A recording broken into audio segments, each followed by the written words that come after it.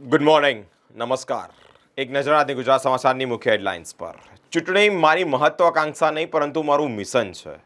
અલગ અલગ જગ્યાએ નરેન્દ્ર મોદીજીએ સભાઓ ગુંજાઈ છે, એટલે કે ત્યાં ગજવી છે. સુરેન્દ્રનગર, આણંદ, જામનગર, જુનાગઢમાં જ્યારે આ સભાઓ ગજવી ત્યારે મોદીજીનું એક નિવેદન સામે આવ્યું છે કે આ મારું મિશન છે. દુબઈમાં ફરીથી વાવાઝોડું ત્રાટક્યું છે, જેમાં 3ના મોત નિપજ્યા છે અને આખું શહેર જળબંબાકાર થયું છે.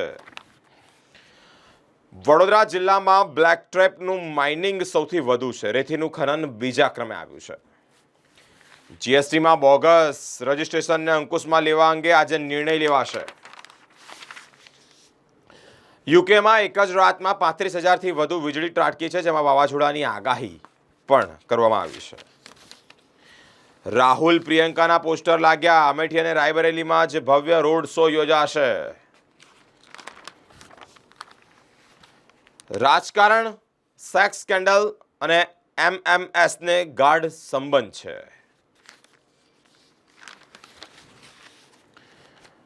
બે વિદ્યાર્થીએ ઉત્તરવહીમાં શિક્ષકને મારવાની ધમકી આપી છે. જીટીયુના ઇજનેરી પરીક્ષામાં એક મોટો હાદસો ઘટ્યો છે. પહેલા વર્ષના 800 વિદ્યાર્થીઓએ હજી વિષય પસંદગી કરી જ નથી. ભર ઉનાળામાં અને વેકેશન વચ્ચે કોમર્સમાં પરીક્ષા લેવામાં આવશે.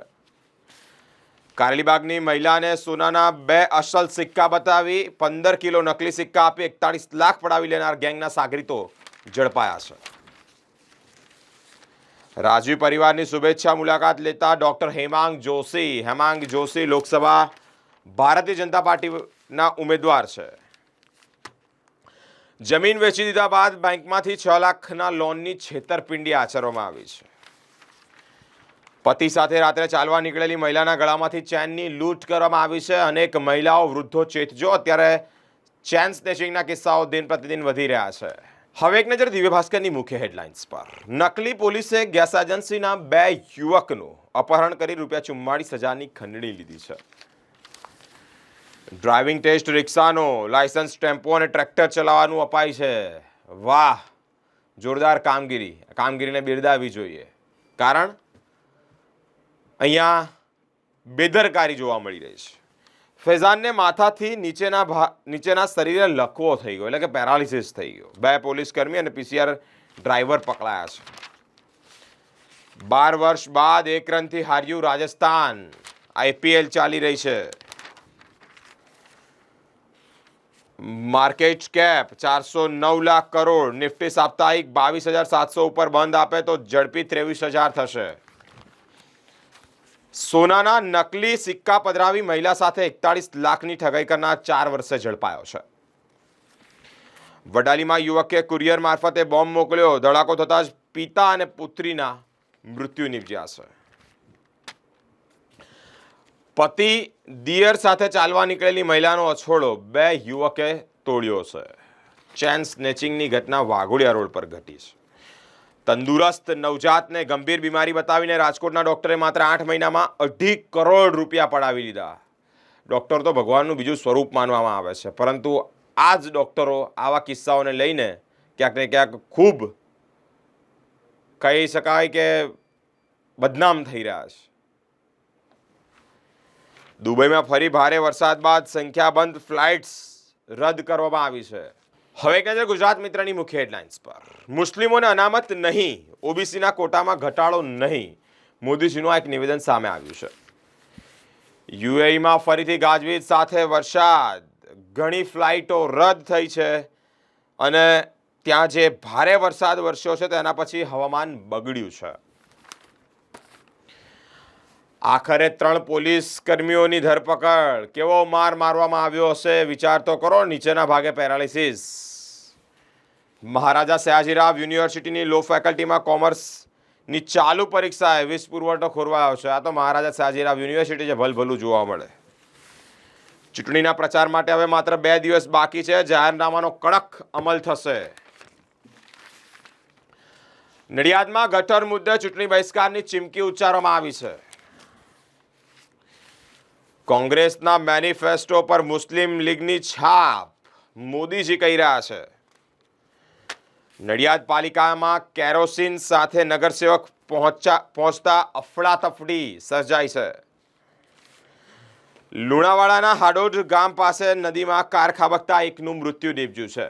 હવે એક નજર લોકસત્તા જનસત્તાની મુખ્ય હેડલાઇન્સ પર. પાકિસ્તાનમાં પણ કોંગ્રેસ માટે પ્રાર્થનાઓ થઈ રહી છે. મોદી કહી રહ્યા છે.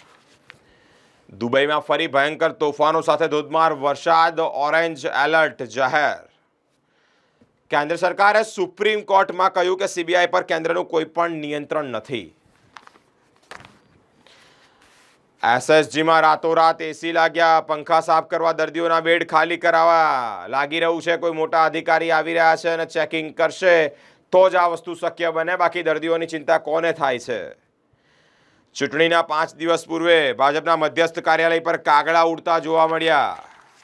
ભારતીય જનતા પાર્ટી છે ક્યાંક ભારે ગ્રોથ જોવા મળે તો ક્યારેક ઢીલું પણ થઈ જતું હોય છે. ટીમ પસંદ કરવી એક મોટો પડકાર હતો, અગરકર કહી રહ્યા છે. ભરૂચના દંપતી 2.5 વર્ષના માસૂમ પુત્ર સાથે સુરત આવીને જીવન ટૂંકાવ્યું છે. કેવી રીતે માનસિકતા હશે અને કેવી માનસિકતાથી પીડાઈ રહ્યા છે જેને લઈને આ પગલું ભરવું પડ્યું. 2 કરોડના ખર્ચે બનાવવામાં આવેલા સ્લેબ ડ્રેઇનના સ્લેબમાં જ કામમાં મોટી તિરાડો પડી છે. હવે એક નજર સંદેશની મુખ્ય હેડલાઇન્સ પર. નરેન્દ્ર મોદીજીને જામ સાહેબ પર ખૂબ વિશ્વાસ છે એવું લાગી રહ્યું છે આ નિવેદન પરથી કે આ સ્ટેટમેન્ટ પરથી. મોદીજી કહી રહ્યા છે કે જામ સાહેબે આશીર્વાદ આપ્યા એટલે જીત નિશ્ચિંત. જામ સાહેબે કહ્યું કે વિજય ભવ એટલે વિજય નિશ્ચિંત. પાઘડી પણ પહેરાવી, આશીર્વાદ પણ આપ્યા છે. શાહજાદાને પીએમ બનાવવા પાકિસ્તાન દુઆ કરી રહ્યું છે. યુવક સાથે અનનેચરલ સેક્સ અને મર્ડર કેસમાં હત્યારાના જન્મ ટીપ કરવામાં આવ્યું છે.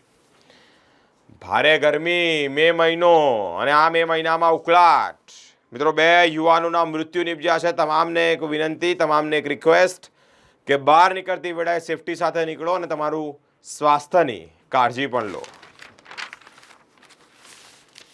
કેનેડાના પીએમ ટ્રુડોની ફરી અવણવાણી, કહ્યું કે અમે ખાલિસ્તાની સાથે છીએ. કેવા નિવેદનો સામે આવી રહ્યા છે. બીજેપી મુસ્લિમ વિરોધી નથી, ઇસ્લામિક દેશોએ પીએમનું સન્માન કર્યું છે, રાજનાથ કહી રહ્યા છે. ભાજપની નજર દક્ષિણ પર છે. છેલ્લા 3 વર્ષમાં પીએમ મોદીની મુલાકાતો ત્યાં વધી છે.